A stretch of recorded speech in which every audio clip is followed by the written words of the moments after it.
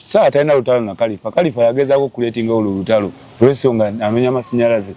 Kalifa alipidde nnyo abantu bangi era abantu abamanyi Kalifa. Kalifa ebyo ebintu byalaba omuntu ayiseemu agezaako mulipira akoleki kuba Kalifa talina ndongo. Ebintu bino ebikazi by'oboyi walizije n'obenzijjako mwana. Biri bimeka kuba kadogamba. Natandika n'ekikazi kimu. Okuva nava ku Prayer Mountain netandika okweyiya kati biweze ebikazi bisatu. Kalifa akuwonga atya mu mizimu gy'ekika kyabwe. Waliwo birthday mwe yali wa King Sai Nakawuka. Birthday abajijjukira twasula nayo twakampingayo. Nengamba Kalifa King Sai na birthday Nakawuka. Baki tugenda kenda Nakawuka ku birthday ya King Sai. Bali kuba kimanyi kyaliwo. Maduzeke mabega mbali kalakita. King Sai Kalifa aganaga yakubirako King Sai esimu. Majje bakola oluyimba. Mu studio King Sai anagaana. Kati Kalifa nangamba mwana nyabo kuya kuchaliwe simu aje tukoleyo kwa kuyimba wana. Era Kalifa akubeera era anonya amasannyalaze kwani kusaha. Naye kuira King Sai simu yali eji kuba yali chali wange. Nangamba lubaga bikindagiryawo najja Kalifa najja King Sai mu studio ne bakola oluyimba olubaluyita budde bw'ekiro. Budde je lulira baluta. Ate baluta olw'ensonga nti oluyimba olwo King Sai yayimba mu luyimba olwo nanyimbamu erinnya lya Super Chance. Kati King Sai yavaawo n'agenda erinnya Kalifa n'alikola ki? N'alisangula. Kati nga tajjukira era nze nina okuyita Saha tukole ekiddako oba vidiyo oluyimba tukole ki? Bwe baakuzoganya weebale nnyo naawe n'ogaa sijja yita Saha. Ne tugenda mu studio Kalifa n'alikodinga oluyimba lwe yali alikodinga tulinnya piki tudda nga manyi tukomawo Kawempe. Piki yalega Kabowa. Kabowa yewa yalina baba Kalifa gye bamuzaja agamba lwaki ogamba gyagamba nawulyakawo ebiguni nti si waabwe nti si we waabwe ddala si we bamuzaala just lwakuba nti bali bonna beddira Lugave bamuziro gwe gumu kati bamuyitaani bamuyita ba Luganda. Kati gwe yakutwalayo nga mugenze okolayo kikulambula ku bazadde be? Nze nga mmanyi tugenze kulambula ku bazadde. Ne mwatu. Wawe na Kabowa nga manyi kisu. Yangamba tutuuse kiri wano no tuzze kuwaka. Kisaawe eyo naye nga mukujjatira yangamba tugenda ki? Tugenda waka. Saa zalinga mmekezo. Saa zalinga 7 gw'ekiro. Mutambula. Nga tuli mu lockdown nga ne woba oyita ntosobola kukola ki? Kutambula mbutambuze ebigero byotambula byoyagala. Nga tutuuka bwe nti ze nekanga ndaba amasabu gali ago. Amasabu ago egaba bate bagajjawo nga tebyakyuka kuba ebintu bikyuka abantu batunga ebintu ne bazimbawo nakati tusobola ogenda nga weegali. Manya Kalifa we yakutwala we yagamba nti waabwe ekyakwaniriza masaba asatu. Bwe ebintu batandika okunkozesa mwana ekikazi mba neebase mwana ng'ekikazi kijja mwana kinkozesa mwana kinkozesa mwana kinkozesa musolo mwana mwana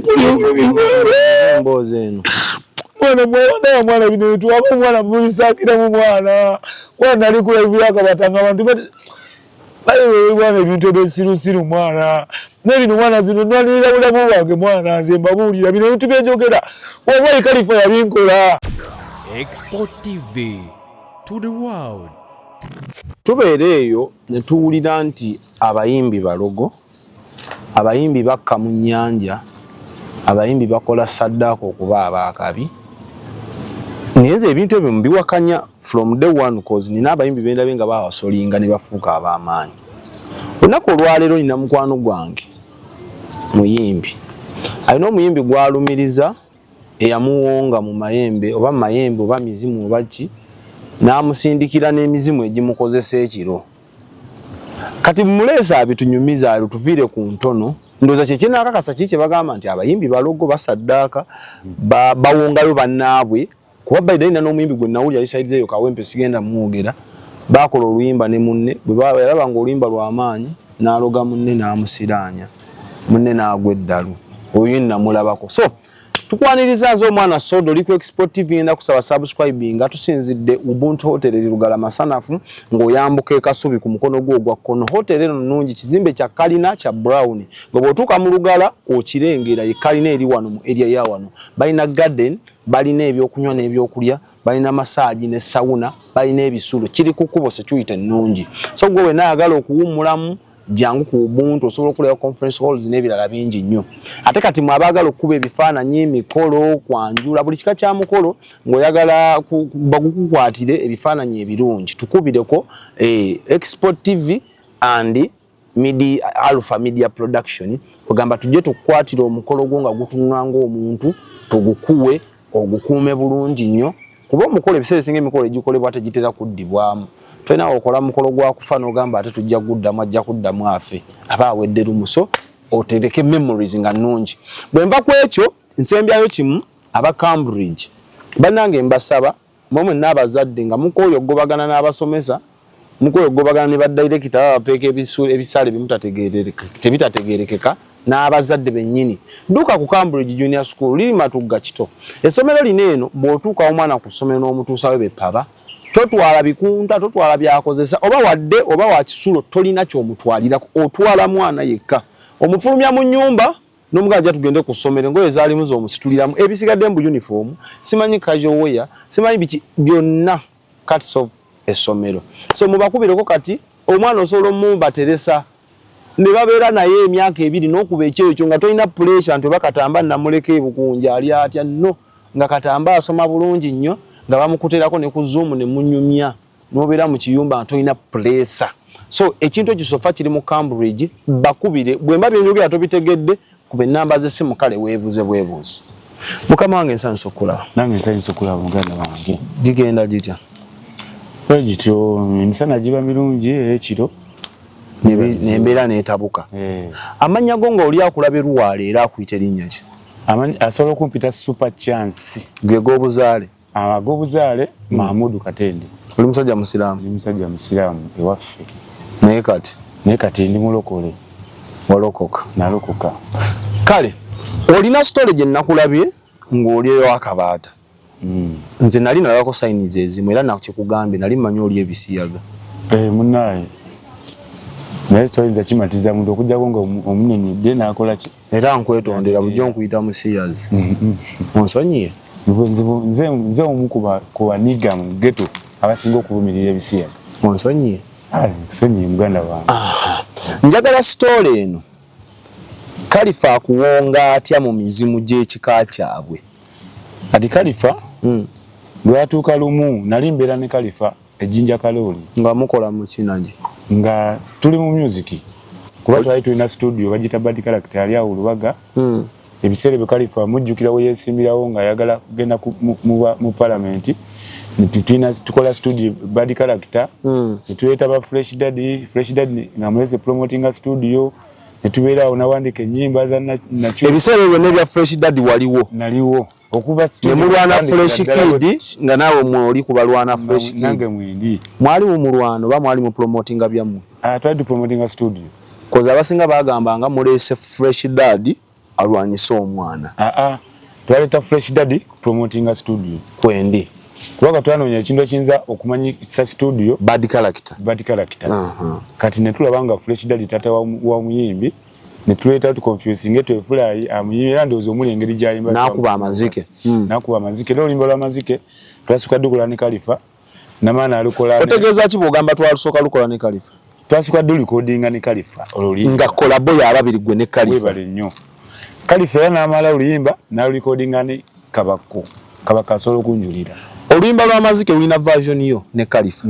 Lulina version yo ne ya Kalifa naye version ezo Kalifa yazesigaliza. Lulina ne version ya Kabako ne Kalifa zonna yazitereka. Zonna yazitereka. Wagezaako okunoonyereza okumanya lwaki yagano zita? Ekyayo muganyiso zita nti ndoza agenda olaba nga ffe tuliko mawulire ga promoting ki studio. Ate ng'oli aliko amawulire tata wa muyimbi. Ndowooza obudde bukyali kirungi nga mwina kibafevayo. Ffenna nga tukyeraga studio ekole etambule. Kati ne tubeerawo mubeerawo nga omanyi twali mu lockdown tetulina sente zisasula studio yakweyiya ne batugoba mu nnyumba e Lubaga. Gye mwali mupangisa nga walina studio? Walina studio. Ne tuva e Lubaga ne tugenda mu nnyumba eyiwa no Masanafu. Omukyala bamuyita muva Bulaaya. Abali Masanafu bamuva Bulaaya bategerawo bulungi nnyo. Mwali mupangisa oba yabawa buwi? Twali tupangisa. Yes. Kati ne tubeera mu mbeera eya lockdown awo mu studio bwe tweyiya bwatuwandika obuyimba bwe tugira bwe tutyo bwe tugiragira abaana bwe bajja bwe tulikodinga netuuka kiseera nawo ne tuvuga tulina okuvaawo kubeera Khalifa yali talina ssente esasula kinyumba. Abayimbi bayinza okuba nga tebalina ssente. Kali sister wa Khalifa oyo muva Bulaaya yankubirako essimu ennaku ezo nga ntandise okulabisa Khalifa. Nanga abanayo omwana oyo mulabise nange yasula mu nyumba yange emyezi 6 jukira ebyo kusasula ennyumba naye sibimanyi ng'omukulu yabikola ki yabikwasaganya omugwamo gwakwebaka webale nyokolo namanya mu n'ennyumba yayita kugamba namanya nga tuva mu nyumba kwotadduka mu buddusi chance wangi tutandikidde erubaga bad character katuvudde tuli masanafu webale nnyo obudde obutambula ne saha ng'otambula naye ng'ali ku ne Khalifa otambula naye ng'ali ku management oba banene ababeera ku gaali bawoololo ku gaali byonna nali mbikola ng'abali ku gaali ate nga bali ku management kubanga ennyimba ezimu yakuwanga oluyimba n'otwala ku radio yes ne tupostinga ku TikTok mu tiimu ya epiko omuyimbi nga tukolera wamu byonna tubikolera wamu kati tutuuka ennyumba ebalema netulema eyemasanafu omukazi yaŋŋamba nti Khalifa ava mu nyumba yange emyezi 6 nga tagisasudde era Khalifa yatomeza emmotoka yange n'atagikola kwolwo lwembi manyago omukazi akoze eki n'emmotoka gye yali avuga obudde obwo teyaliiye kuba Khalifa ebiseera byali talina mmotoka yali blas niga kati ekyaleetya Khalifa okuva mu nyumba y'emasanafu okugenda mu nyumba ze kuba ennyumba yazingira lezinaba kuggwa yabeeranga emasanafu nga bw'azimba ng'azimba ludda ng'azimba Kawempe Jinja Kalooli kati waliwo birthday yali wa King Saha nze before nali mukwano gwa King Saha ng'oli ewa Khalifa naye nga ali mukwano gwa Saha era ebiseera ebyo waliwo olutalo wakati wa Khalifa ne Saha tewali lutalo wadde na baali bakolagana nze oledi nali mu King's Love emabegako wejjasi nagiramu breakingamu kati nenzirako ewa Khalifa kwendi Khalifa azimba eri kati ekyatulo kyokuva mu nyumba y'emasanafu waliwo birthday mwe yali wa King Saha nakawuka birthday abagijjukira twasula nayo twakampingayo neŋŋamba Khalifa King Saha na birthday nakawuka lwaki tetugenda kenda kawuka ku birthday ya King Saha manyi kuba nkimanyi ekyaliwo matuzeeko emabega mu bali character King Saha Khalifa aganaga yakubirako King Saha essimu bajje bakola oluyimba mu studio King Saha n'agaana kati Khalifa n'aŋŋamba mwana nyamba okubira ku kyaliwo essimu ajje tukoleyo ku luyimba wano era Khalifa akubeera era anoonya amasannyalaze kwani ku King Saha naye nkubira King Saha essimu yali egi kuba yali kyali wange n'aŋŋamba lubaga bikindagirirawo najja Khalifa najja King Saha mu studio ne bakola oluyimba olwo baluyita budde bw'ekiro budde gye lulira baluta ate baluta olw'ensonga nti oluyimba olwo King Saha bwe yayimba mu luyimba olwo nannyimbamu erinnya lya Super Chance kati King Saha bwe yavaawo n'agenda erinnya lyange Khalifa n'alikola ki n'alisangula kati nga tajjukira era nze nina okuyita Saha tukole ekiddako oba vidiyo oluyimba tukole ki bwe baakuzoganya webale nnyo naawe n'ogaa sijja yita Saha jakanganyanga kuŋŋamba yita Saha tukole vidiyo nga nange nkola ki weebuzaabuza naye ng'ebisigadde mukolagana bulungi nnyo mupika endongoye webale nnyo mutambula obuntu bungi bwe yatunyiizanga naye nga omanyi nti muli wamu gwe mulyako ebimu ne tubisirikira mu mbeera eyo kakati tugenda Khalifa mugamba tugende nakawuka ewa King Saha kuba nkimanyi ekyaliwo wakijjukira Khalifa yakolako ne King Saha oluyimba edda simanyi baluyita batya oluyimba olwo ndyerabidde oluyimba olwo lwakuba naye tebakola vidiyo kati tugenda nakawuka ewa King Saha era Khalifa nze namutwala tuuke nakawuka King Saha nga asanyukira nnyo Khalifa nga muyimbi munne bakolako ne ku luyimba naye kyendowooza bakola oluyimba olwo tebaali ba mukwano naye nga baba abayimbi omunasanga mu studio vibe nesikola ki nemuvibinga nemukolayo oluyimba kati tutuuke nakawuka King Saha yasanyukira nnyo Khalifa nga muyimbi munne ne begwa mu bifuba ne basanyuka n'amwana omukazi bamuyita Hope Saha n'awa Khalifa omukazi Saha agaba abakazi ayina mukwano gw'omukazi nga nabeera mukwano gwo nga mugagga ayinamu ku ssente King Saha yalina mukyala we waka namugamba kyali wange wuno Khalifa biki ne bakwatagana ne Khalifa nze neebuuza ekiwulikiko lina nojja nga muzze ku vibinga ne bakuwa omukazi naawe nokkiriza isha kali kuba gyabangamiza Khalifa yali talina mu ssente ngera walaba omuntu ng'alina mu ssente akola ki sokoyindeko nga tetunalanda kano twalabidde kayisaawo ebintu bino bikola ku lwaki kwonoona linnya lya Khalifa oba olina ky'oyisaawo ebintu bino just nze njogera story kubanga nze nekintu kyempitamu kinnuma ate Khalifa yagaana okuvayo okukirambulula tolina fitina nsaalwa nti Khalifa mwatambulanga naye nga mulya naye akakomando naye n'akuleka wallahi billahi tallahi nga Mukama Katonda ndaba Khalifa sina fitina naye wabula ebintu byenjogera byonna njogera mazima kuba before that nga tetunnamalayo ku live gye twabaddeko yagambye nti gwe watandika okuyimba ne bakafeero abayimbi bangi bazze bakuyitako yennugu gy'owulira oli mukadde aleete bwino obulagamu nze kafeero yagenda okufa nze nga nina mwana muto Khalifa yagambye oli mukadde oli mu myaka nga 5 plus munategereze bannaaye omuntu omukadde afaanana nga nze ni myaka 35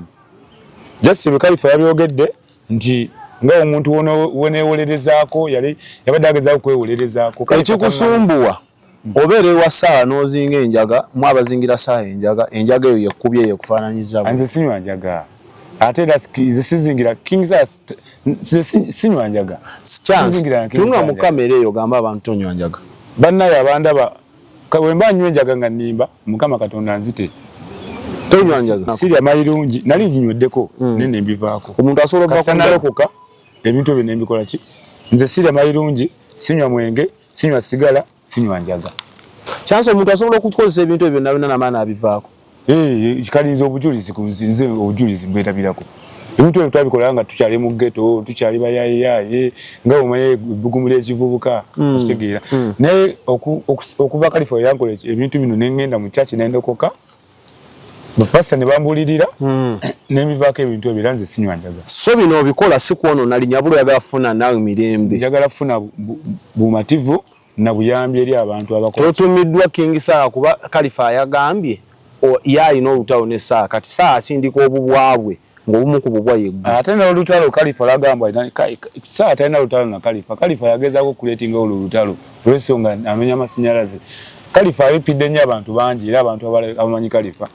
Khalifa ebyo ebintu byo alaba omuntu ayiseemu agezaako mulipira akole ki kuba Khalifa talina ndongo so Sarah atawalana Khalifa Sarah atawalana Khalifa yawalana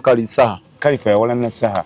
yani ebino Khalifa byagamba mbu yawa King Sarah sente Khalifa yali alina kabala ke yali akolakaawo yali yalina night kabala baketa taxi bar najja n'ayita King Sarah amuyimbireko yasuka kuwa Fiki Gaza sente jukira omuyimbi omubukinga osuka mu deposit yes kali wajja nga tannaba kulinya ku stage no balance n'ayimba Khalifa yawa Fiki Gaza sente je ayimbe ndoze n'atamwa balance kekake na side ze nansa jena Fiki jagena n'atayimba webale nnyo notuloza nti malala ge era najja n'awa King Sarah sente deposit twavuga wallahi twavuga emmotoka zaali sawa 7 ne tugenda kweyebbaala nga n'abantu bakyaliwo nga n'abantu weebaleera abantu batujulira ne manager w'ebbaala batujulira bonna nga Khalifa taliiwo naye nga jjukira Khalifa yalina okuwa King Sarah balance alinye ku stage akole ki ayimbe nga Khalifa taliiwo King Sarah n'avuga emmotoka n'akola ki n'addayo Khalifa n'ajja enkeera Nakawuka era yakubira nze simu ne mutwala Khalifa nga bwabajje Nakawuka akubira nze tatuukirira mukulu direct ayogera n'omukulu n'amugamba akwalaga ne super chance kubanga zina letwala Khalifa ewa King Sarah mpulira najje Nakawuka ne baddamu ne bakola program bakole program adde akole ki ayimbe Khalifa teyaddamu kola ki twagenda okulaba Khalifa nga avuma Sarah ebyo Khalifa byateekawo byakuleetingawo yabikuleetingawo oli omusajja King Sarah talina buzibu na muntu yenna kale tuddeyo wali eri ku birthday amwana ekikazi kimwana ekikazi bamuyita Hope omukazi mpulira embwe ennaku ezo Khalifa yabboyo omukazi ne bayawukana bubi nnyo naye ndoza kyotalinaako bugububu kisalinaako just mpulira buwuliza ekyo tukireke notukireka kakati nga tuve Nakawuka Khalifa we yatuuka e Nakawuka omanyi King Sarah ayingira ennyumba ye mu lockdown nga tennaba kuggwa bulungi Khalifa yeewuunya nnyo nti omuntu osobola okuyingira ennyumba nga tennaba kuggwa ne mugamba osobola kati kwekudde masanafu yali motivated kiri kye yalabe wa Sarah webale nnyo nange lwaki siyingira nnyumba zange wadde teziriko gate Nezo zalinga eyo ya saabu eri. Na ayasa ate yalefa na bulungi okusinga ku za Khalifa. Saa alina naye Khalifa naye alina kalina. Khalifa yagenda okuyingira ennyumba nkuliko gate na sige rangi nenga just finishing munda yitane nyumba kikachi kalina nge ya sahau ba. Just kalina nyumba kuliko nyumba ya room 2 just kuliko ne bubozi kota wote bali. Nteba ya amanyi nye. Just obuyumba ne bwenayogera abajaloza nti nkola kintu. Nafuya nenga ate njogera ki reality. Njogera reality. Kati tukwakera kumacha ne tukubira omuvubuka nalete motoka. Yakera bukezi kumacha na kubira emotoka. Na kubira emotoka ne tukwata ebintu ne tusibasiba n'ebintu abireka mu nyumba tukwata ebyanguwa ne tugende masana. Ngolo muti kachi bitanda faliso ngao manyo obuntu tubera muki ebya studio tebyali mu mwalimu ebintu bya studio ne Khalifa studio teyalina ye Khalifa bali yaliba ne buli kimoge na kimujja ko chance njagala tubere benjogera muganda wange njagala tu balancing ko zensene jajinga bwemba nimba Khalifa demo akolera live nga bwe yakolanga mu studio bali kala katatu mingo yalinga fanana agene mu studio akolera live nga bwe yakolanga mweri badi kala kitaje twala bana jabantu je bamanyi yali afuse na present ebisere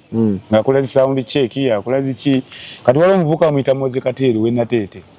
geto bamita bajita jamuloko bibagatta ne Khalifa ne bakola studio Khalifa bayina ku sound card ne microphone bo kitegeera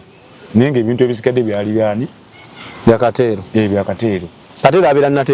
tete mu jamuloko we waliwe nasanga ko Khalifa ku studio eri emabege kali nakuzo bamugoba nayo takyaswa nakuli nasanga abavubuka nga banywera wenjaga banyi omanyi geto wabira ya chinga omanyi bakwa chabi kimagezi babira mu vibe zaabwe abanyiga kitali kibi banga bibirike nakuzino enjaga kiki kibi okuba mu vibe zaabwe mbadanye sijaga banti banyi enjaga ne babira mu vibe zaabwe nimusenguka ne mugenda mu nyumba tugera mu nyumba yeka wempe kanetandiko kubeera mu nyumba fenna biki ne Khalifa ne tuyiya magezi awo biki ndeko down negena ngegwawo nenga tuchali mu lockdown twavanga awo netugene wana shiwana ne tulicordinga twagenyanga ku pichi bange bisede baiti bakiriza motoka ya ntugeranga netudda nero achalumu netugenda mu studio Khalifa na recording oliyimba lwe yali recordinga tulinya pichi tudda nga manyi tukomawo kawempe pichi yalega wa kabowa ekabowa yewa yaina ya baba Khalifa je bamuzaja agamba lwacho gamba jagamba nauli yakao webiguni nti si wawe nti siwe wawe ddala siwe bamuzala just lwakubanti bali badio bonna bedira lugave bamuziro gwe gumu kati bamuyitani bamuyita ba Luganda kati gwe yakutwala nga mugenze kola yo kikulambula kubazadde be nzinga manyi tugenze kulambula kubazadde ne mwatu wawe nawe kabuwa nga manyi kisu ngamba tutuse tini wanono tuze kuwaka sawa yo nenga mukujjalira ngamba mutugenda ki tugenda waka sawa zalinga mmekezo sawa zalinga musanvo gwekiro mutango ngali tuli mu lockdown nga ne woba oyita nti sola kukola ki kutambula mu tambuze bigero yo tambulo yo yagala natutuka bwe ntize nekanga ndaba amasabu gali ago amasaba ago egaba bate bagajjawo nga tebyakyuka kuba ebintu bikyuka abantu batunda ebintu ne bazimbawo nakati tusologenda nga wegali sa manya Khalifa we yakutwala we yagamba nti waabwe ekyakwaniriza masaba asatu era nyingira ne saati anyolo ensonga nga omanyi nti waka ndaba Khalifa bali balugave nange ndi walugave nze Katende tweddira omuziro gwe gumu bali mama wa Khalifa muyise mama bagana ba Khalifa tukwataganye nange muki nenguma ndaba tuli waka Khalifa nangamba tulaawo nenyingira nentulaawo ne banjalira omukeka ne kutuzaawo munda musabo tewaliwo nyumba wakazi aliziranye okutuzaawo oba waliwo masabo gokka papasi waliwo nyumba bagana bimu basula banenze bantuza musabo toda agabuuza ko nti ate mukudwa ntuze kola ki oba just mwali bachali beto bifanako mukulu bamubuuza kali osolo waliwo omuyimbi abakusingako si buli kimuntu omubuuza olasa mubuuza mutulagawa nikanga beka si buli kimuntu omubuuza nti tulagawa bwe bakutuza musabo ki ekyaddako kiki walaba bantuza musabo nalaba abantu emanji wesabo wali abanywa emindi munda mulimu abanywa emindi mulimu abantu ntu nensoka ne saati anyolo ensonga ndi ne mukulu oyine kubwa wali je yali tanywa Samula akonganywa we musaba kumuwayiriza munawala konganywa mmindi yali atuddawo nga talina kyakola nenga wetunkuenkuduzaako emabega nayingirako mu luumu ya Kalifa mwasula nga mulimu case ekuliko olugoye olweru olubikkeko mulimu obuntuntu obulekuleku emindi ebintuntu ebityo ebyawongo wasooba n'oyingira mu kisenge kya Kalifa yali antumye yali alina olugoye lwantumye munda nendowooza baluli mu keesi kubikula keesi nga nawe ebintu byesigira nenjiza nawo nga mulimu byotebereza okuwa ebyawongo si bitebereza nga byawongo wabikakasa atya gwataali Uganda babiyita byawongo kyogamba emindi endeku ebintuntu webita ensimbi eŋŋanda babiyita bata mu Luganda olutuufu byesebo byabuwangwa naye yaffe mbu byawongo bananga abaganda mu nsonyi njogeddewo byabuwangwa ebyobuwangwa bintu ebituukiridde omuntu byakola ebintu byakozesa omuntu okusiranya banne biba byawongo kale musabo mutuddeawo ab'emindi zikwajja negumiza kati wayita ebbanga Kalifa sikyamulaba mbuuza Kalifa alazeewa abangamba ngeza kukuba ku simu ye agiyizenyize bizi eteyitamu obudde engeri gye buzibye oluzirisa ndooza nga 8 biki enfuluma Kalifa gye yafuluma musabo tewagitegeera yafuluma nga omuntu abuuza ku baganda be ku bamaama be bikyawo aneŋŋumira awo kati nsulayo olunaku olusooka enkera obudde bukya okeeseza musabo naye nga neyakutaddemu talina kyakunyeze tomuwuliza naye nga jjukire kawempe gye nvudde gye wali engoye zange aneese ndi awo ndi mu ngoye ze ezimu sikyusaako kati mu lunaku luyisaawo obudde bukya ndi awo tolina kyewalaba kyakolebwa musaba ekiri ekyo kyewasooka osulamu jesi kulaba abantu abanywa emmindi tebakunyega tebagamba kwata onywemu ate nga nzisobola okunywa emmindi atanywa mmindi nga nywa yaki anti oli akusaagisa yaba amanyi nti tonywa ayinza okugga kubanze nange nagye nagende ne bangamba muna tukuwonweku kati munnange obudde bukya nkubira Kalifa esimu owaayo kiri kitya nga wandese eno Kalifa nga takwata simu agifuula bize kali waliwo kagana ka Kalifa bakayita dokita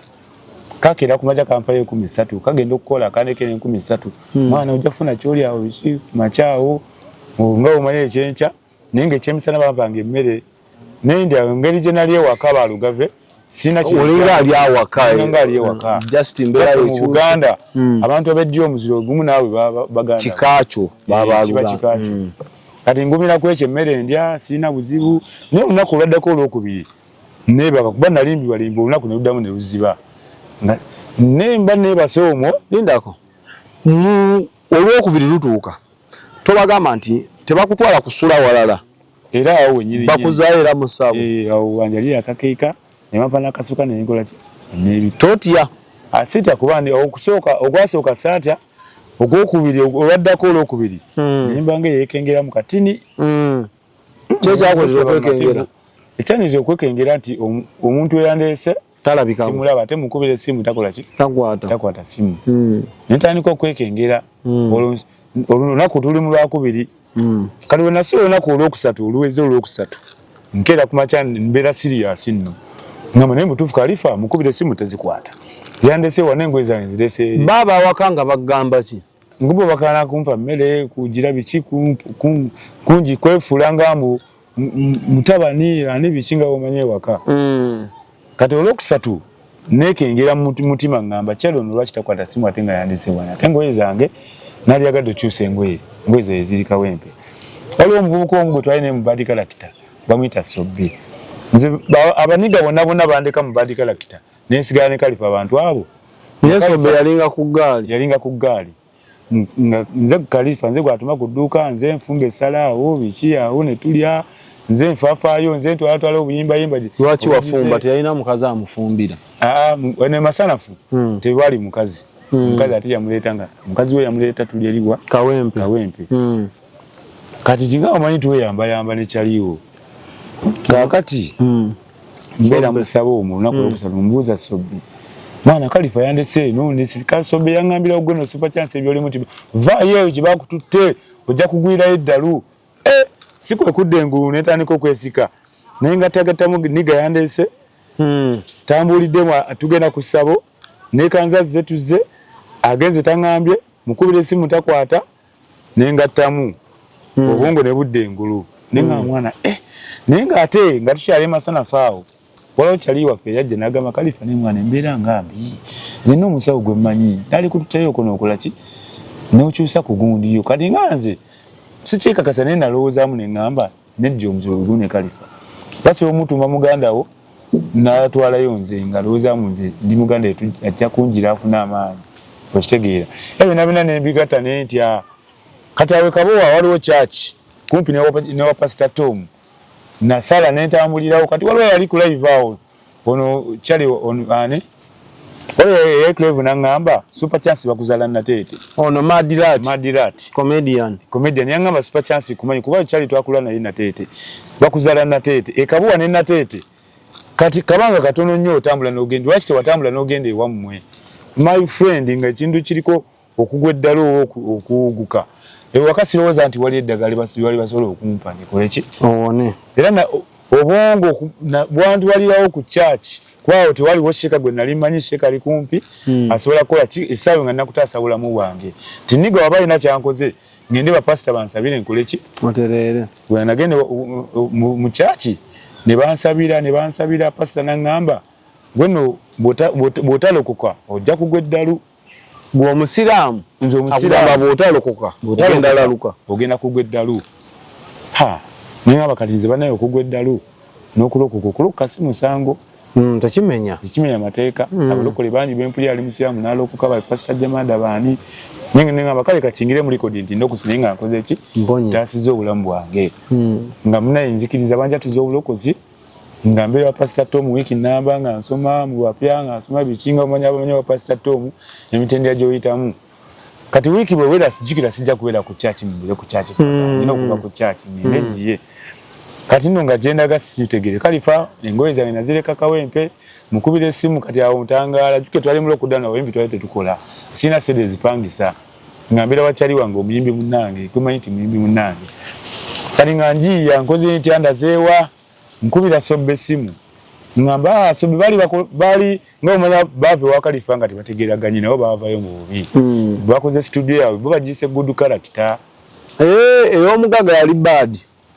bad character bo bakoze yaabwe bagitumye good character kulwana mugagga nga nkubira Sobbe nga super jangu naffe twakoze wano studio bagita good character jangu tubeere wano wamma super nga naye ngenda mu good character nga tubeere awo mpola nejjukira sirina ngoye nazirese Kawempe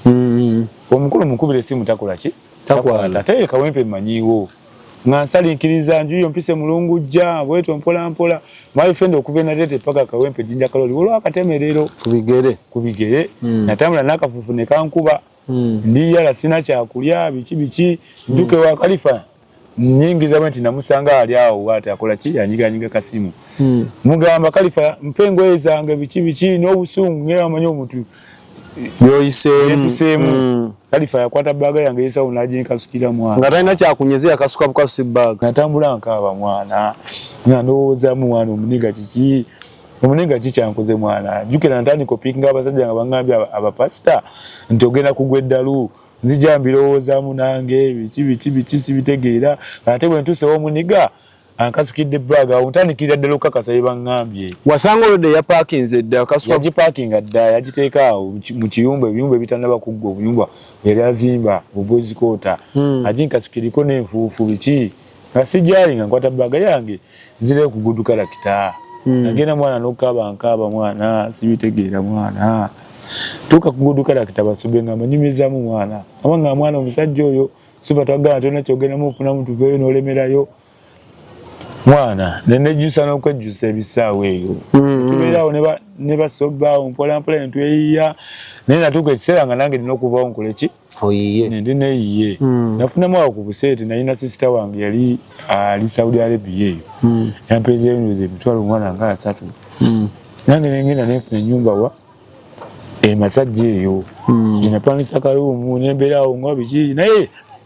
okuva we natandika okuva nava Pastor Tom natandika okubeera ebyange boye ebintu batandika okunkozesa mwana ekikazi mbane base mwana ngekikazi kijja mwana kinkozesa mwana kinkolera abaka mwana kipoza musolo mwana mwana yapuli mwana mboze eno mwana bino tuwaba mwana mulisakira mu mwana mwana ali kula vyaka batanga abantu bale mwana ebintu ebisirusiru mwana nebino mwana zino nalira bulamu bwange mwana nze mbabulira bino ebintu byejogera wabayi Khalifa yabinkola nemwe mudde mulomoza musimamu no Khalifa njagala asima kuyitira ku Khalifa nze mwana si Khalifa simuyitira ko Khalifa talina masinjazi gasobola kola ki ebbanga lina mwana ne Khalifa nze ndi muyimbi singa nali kufuuka wakabi lwa Khalifa nali badde ndi star watambula naye nga muli mutamuze ebbanga munenga nenyimba nolimba luyapandikira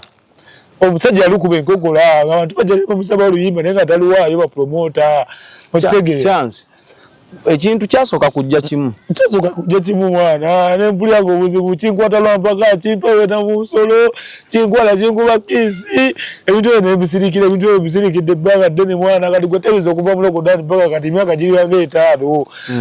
mwana nensirika mwana nga manyi bino biswaza nentuusa okugjayo ebintu bino mwana kulwanirira bulamu mwana waliwo ekintu kyotuukanga obulamu n'okuswala lwakiri oswala naye ng'olwaniridde obulamu awone obe mulamu teri yali afudde kuswala okitegeera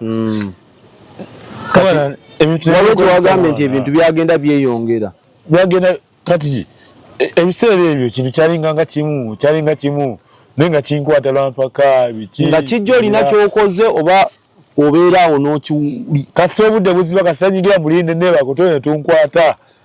oba nenzijako ettaala mpulira ekintu ekiggula oluggi ne bwe mpogala nenkuba enduluba neyiba tebawulira eddoboozi liba teriyitamu naye super ebintu ebyo bijja bikugamba tuvuddewa Khalifa gwe wategeera otya nti oba Khalifa yabisindika kozi oba bikweyanjula ne bigamba nti Khalifa yatusindisa ebintu ebyo tebigamba no Khalifa yatusindisa wabula okuva wenava mu ssabo Khalifa okuva leyantwala eyo wenali sinagendeyo mwana nga wali tolina kizibu kyonna ye ndi bulungi nnyo nga ndina munene nga nyirira fit bwe wava mu ssabo bwe nava mu ssabo ebintu ebyo ne bitandika okunkyalira era ekikufaananya bwe kityo si biragalalagala si biragalalagala mu kusooka nali manyi biragalalagala oba oli mulwadde nze ndi fit nze nekebeza emirundi mingi nga ndi mulamu tolina kawuka sirina siriimu sirina kindi fit sirina kyeyadinakamu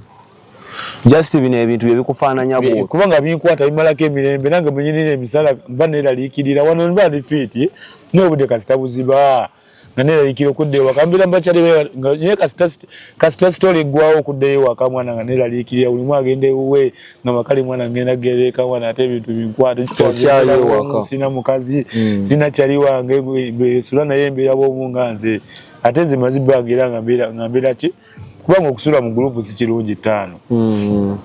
mwana ebintu nga binkozesa mwana ekintu kyatandika kimu nga kinkozesa naye natuuka nenekyawa mwana ninga bankozeta nenzirayo wa Pastor Tom ewa Pastor Tom twali mu lockdown ebiseera ebyo nga tebasulayo kati Pastor Tom ne bandagirira ngende ku Prayer Mountain eyo oyalujja n'omukeeka noyala awantu nosulaawo nosaba bibyo Prayer Mountain natuukayo lwali lwakutala mu overnight netubeera mu overnight awo netuva mu overnight olw'omukaaga nensulaawo awo naye kyenfunyemu experience mu bino ebintu bw'obeera mu bantu abangi tebijja okitegeera era ne wano tebisobola noba bwakiro ng'oli mu bangi tebijja okujjako nga neebase bijja nembeera bangi nga weebase bijja nebubeera emisana wano nenfulamu otulo okusumagira ndaba nga bijja bineesunga paka wenkola ki wempowamuka nenzira engulu abakuliraanyi baba tebalina kye balaba okujjako nga nsituuse waliwo ennaku zino after kushoya King Saha twagende e Masaka netwamala okuyimba e Masaka twagende ekyotiibwa aba King Saha gye twasula wallahi abantu waliwo bana bamakula TV banzijako interview abakazi abwe bwebanoonya n'obabuuza wallahi seebaka kera bantunuulira bwe bati bwanga bali banzijako interview ndoza bantunuulira balabe banneebaka nange naye sikifuddeeko naye baŋŋamba nti ebyaddala teweebaka nze nasula ku kyoto nga ntudde bwe nti otutume kunkwata nga otukwatira omanyi ekiddako nkimanyi bikukozesa n'obutonde yonna nezuka nga neyononedde mu mpale nebasuze mu mpale nekanga empale siri mu mpale. Kale mwana omuntu omukulu mwana embeera mu ebyo mwana era mwana gwedde okukalifa mwana simanyi mwana gwe ebintu bino ebikazi byo boy walizije n'obenzijako mwana biri bimeka kuba kadogamba natandika n'ekikazi kimu okuva enava ku Plymouth netandika okweyiya kati biweze ebikazi 3 byonna biri ku muntu bijja mu kiro kimu byonna omulundi gumu mulundi gumu ekinkutte n'ekinjiza ekimu nekinsookako n'ekino ekinzirako n'ekinzirako mwana nebinkozesa mwana tokola tolina budde buyimba kozi wali muyimbi nyimba ngenda nenyimba era mbafunye akavako konakona ngenda nenyimba kubanga mba ndi fit olina enyimba recorded ninde nayo limba lwaita Khalifa Kazungu oluyimba lwange luno abamu balowooza mu promotinga luyimba naye my friend oluyimba luno nalo recordinga butali bumativu banga fe abayimbi embeera yonna yonna gy'oyitamu okola ki oyimba wa mu kuyimba ku kyokulwanyisa abantu bebagamba mu promotinga luyimba kati temugamba neme kwogera ku luyimba lwange olwokuba nti nkola interview ku muntu eyakola ekintu oluyimba lwalita Khalifa Kazungu Khalifa Kazungu mpuliramu erinnya lya Khalifa concept wagijja ku Khalifa olw'obusungu bwe nnina ku munigo oyo kubanga nagezaako mubuuza mwana lwaki wontwala mu ssabo mwana naye nga yeebuzaabuza era kyembadde okumubuuza nti wagezaako kumwengeejinga nga mukwano guno omugana ne Khalifa nali mukwano gwe byonna ebirungi bye nnakukolera n'ebibi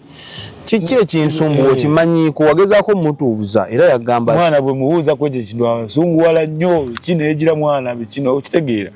nange nembivaako nga sina kyakukola ate ogezaako okutambula ogenda eri ewaka gye yakulaga nti waka mu ssabo ly'ogamba nti wasulamu weebuuze ku abo abaakuyitanga mutabani maani eno story nga nagitwalako mu Bukedde ebiseera ebyo omulangira Suna we yasibira case eno story nagitwala mu Bukedde omuvuka bamuyita Ande yakola story eno ab'Ekabowa ne bampondinga okukola ki okunkuba kati sikola kuddayo Kabowa eyo maani ewaba Khalifa Kabowa ewala ngendayo mu ghetto biki kuba baniga tebaninako buzibu naye wali waba Khalifa bangobayo bangana okuddayo okitegeera kyekingana okugamba nti sobola kuddayo kubeebuuzaako tosobola kuddayo wakaawo bagambe nti oba ekizibu kye nnina kiva wano bangobayo sobola kuddayo okuba balaba ebintu ebyo ku TV ate ogenda omanyi bagamba eriiso ly'omukulu awaddugala we walaba wagezaako ogenda mu bazadde bo n'obanyumiza mu mbeera mw'oyitamu bazadde bange ewaffe basiraamu nnyo bwe bawulira mu ndokose tebafuna chansi kubanyumiza lwaki nalokuka ebiseera ebyo basooka ne bakola kini baneesonyiwamu just tuzzeemu kukwatagana mabigakaawo bonna gye bali maama ne taata maama wange gyali abeera akolera Kaleerwe mu katale taata wange gyali abeera Nateete Munaafu Kazoole bamanyi embeera mw'oyita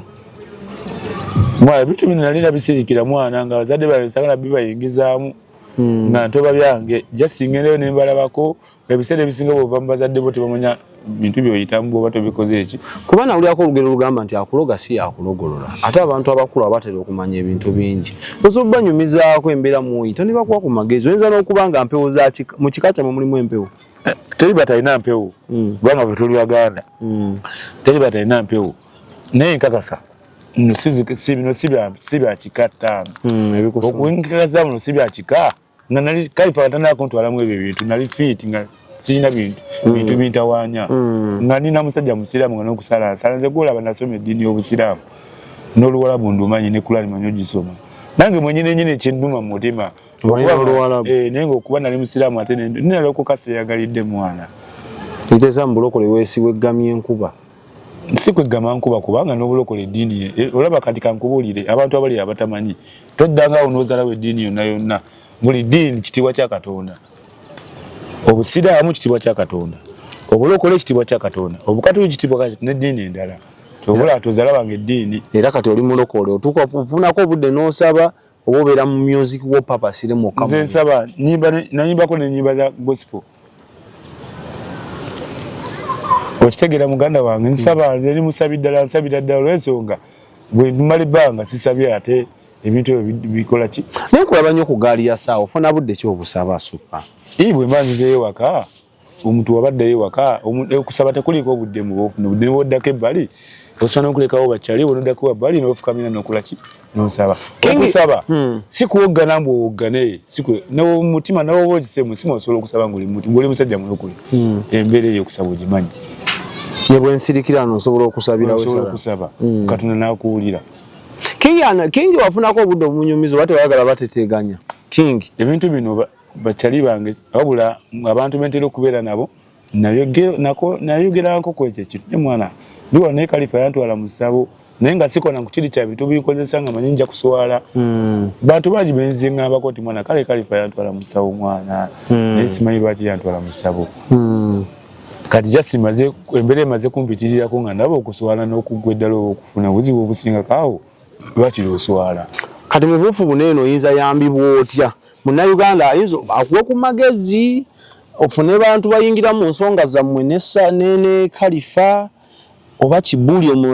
simanyi essaawa zino sikyalina option kubanga nze newenfuna musawo omuganda ebyaddala kati siri ku ebyo abalokole munansonyiwa 5 ng'asobola okwambula okunzijjako ebintu ebyo oba pasita oba nina muganda wange nze namba yange yesimu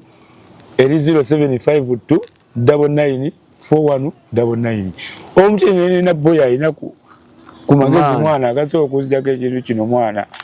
nyambe kuba boy nzula bubi mwana ate abantu bwembyogera boy balowooza muno bino bya content balowooza muno nze njagala kuziminya King Sir asobola okumpandikira oluyimba asobola muhandisi mulungi kali Kalifa bamunonyako kibannaye namwe bamulaba munkolere Kalifa erinnya nga nina King Sir okitegeera ekitegeeza nti ebintu bino benjogera bituufu kiri ku mutima gwange bya bulamu bwange